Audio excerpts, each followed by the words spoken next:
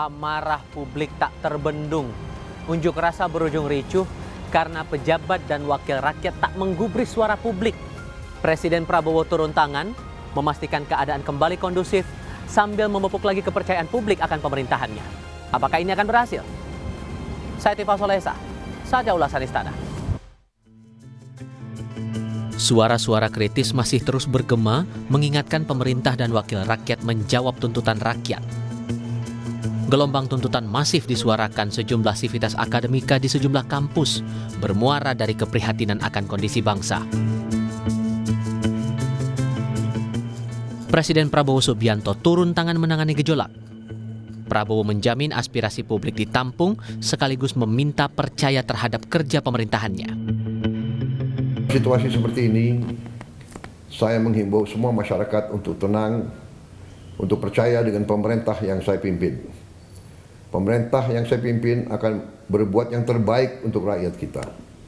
Semua keluhan-keluhan masyarakat akan kami catat dan akan kami tindak lanjuti. Negara juga memastikan hadir membuka ruang dialog. Presiden mengundang sejumlah pejabat seperti pimpinan partai politik dan 3 pimpinan parlemen ke Istana Kepresidenan Jakarta. Perwakilan buruh hingga tokoh lintas agama juga diundang ke istana. Resah dengan tingkah laku pejabat hingga undang-undang yang tak kunjung jadi prioritas.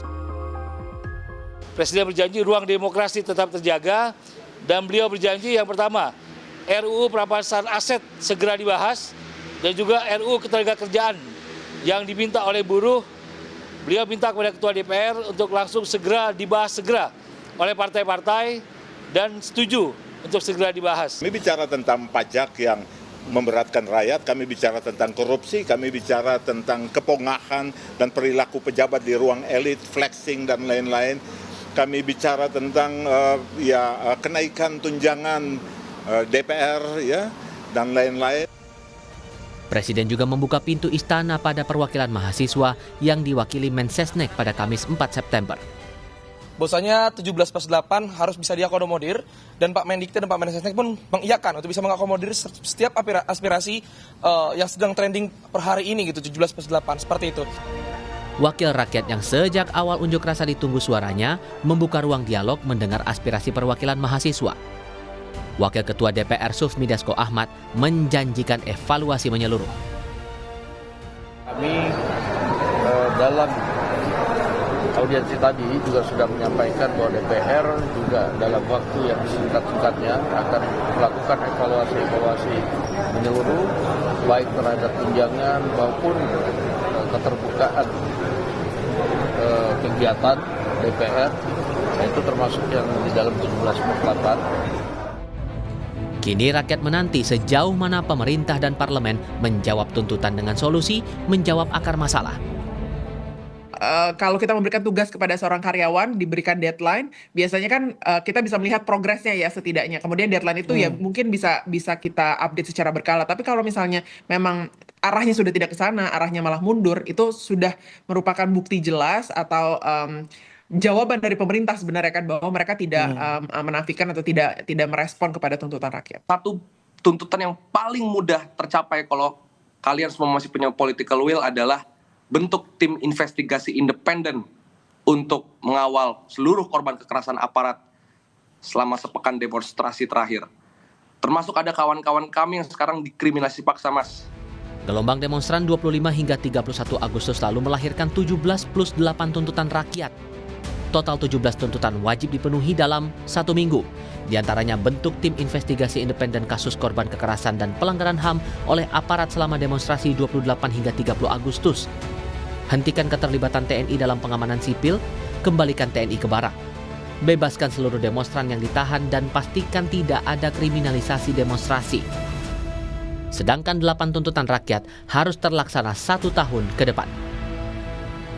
Seperti bersihkan dan reformasi DPR besar-besaran, reformasi partai politik dan kuatkan pengawasan eksekutif, susun rencana reformasi perpajakan yang lebih adil, sahkan dan tegakkan undang-undang perampasan aset koruptor. Pemerintah memastikan negara hadir, seluruh aspirasi akan ditindaklanjuti. Bahwa semua aspirasi masyarakat itu prioritas, harus tetap kita tampung, namun dalam suasana yang sampaikan secara baik gitu, sesuai aturan. Dan pemerintah menjamin itu semua didengar dan akan ditindaklanjuti. Percayakan pada pemerintah. Pemerintah, negara memberikan perhatian semua kepada korban-korban, baik yang terluka ataupun yang wafat dalam peristiwa-peristiwa kemarin itu. Itulah bentuk hadirnya negara. Kita tidak menginginkan semua ini terjadi. Ketika terjadi ada korban, semua diberikan perhatian. Termasuk juga para pelaku kerusuhan yang ditangkap juga diperlakukan baik. Mereka diproses hukum, tapi juga diperlakukan baik. Dijaga hak-hak mereka. Kekecewaan publik yang terlanjur tumpah jadi pelajaran besar. Komunikasi elit perlu dibenahi. Wakil Presiden ke-10 dan ke-12 RI Yusuf Kala meminta para pembuat kebijakan tak asal bicara. Kalau begini akan berjumpa gimana-mana. Kita memahami itu bahwa kita semua akan kena masalah. Dan tentunya bagi pada pejabat, para anggota DPR untuk menahan diri. Menjadi pelajaran yang besar. Jangan bicara asal-asal dan jangan menghina masyarakat juga. Ini semua yang menjadi penyebab daripada masalah. Menurut mantan Menko Polhukam Mahfud MD, minimnya tindak lanjut suara rakyat jadi andil besar memicu kemarahan rakyat atas banyak persoalan. Aspirasi masyarakat itu kan soal fasilitas DPR itu kan hanya salah satu pemicu. Banyak hal sebenarnya yang sekarang ini tertunda, yang ketika masyarakat berteriak itu dibilang iya saja, dibilang terkadang malah diejek dengan dengan sikap yang seperti mau melucu tapi tidak lucu gitu. Nah, itu kan sering sekali terjadi begitu. DPR itu adalah representasi dari rakyat. Guru Besar Komunikasi Politik UIN Jakarta Gun Gun Herianto menyebut unjuk rasa di banyak daerah membuktikan pejabat dan wakil rakyat tidak peka masalah rakyat. Sensitivitas retoris ya dari pejabat politik baik di legislatif maupun di eksekutif itu sangat perlu dan signifikan perannya.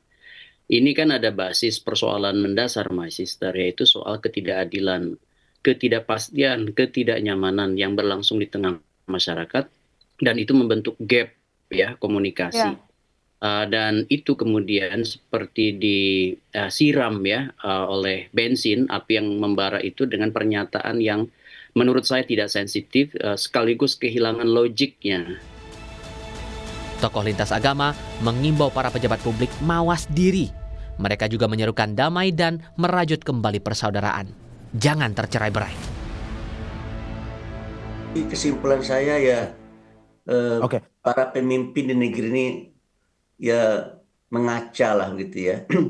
Kalian kali ini menjadi pemimpin kan adalah karena dipercaya oleh rakyat. Tetapi kalau udah jadi pemimpin, jadi anggota DPR ya jagalah amanah gitu kan. Saya menghimbau agar umat khususnya di wilayah Keuskupan Agung Jakarta tetap menjaga kejernihan dan keteguhan sikap. Yang kedua, mempererat solidaritas sosial masyarakat untuk kesejahteraan bersama. Ketiga, sebagai warga negara dalam peran yang berbeda-beda, kita diajak, kita dipanggil untuk memikul tanggung jawab sejarah yang terumuskan di dalam pembukaan Undang-Undang Dasar 1945. Demonstrasi jadi ruang yang terbuka dan tak bisa dibungkam demi keadilan sosial. Jangan abaikan suara publik. Jadilah pemimpin yang mendengar. Tapi demonstrasi juga harus bermartabat. Tahan diri, jangan terprovokasi. Mari saling jaga. Menjaga Indonesia. Untuk ulasan Istana, Tifal Solesa, Anggi Mentarwan, Kompas TV.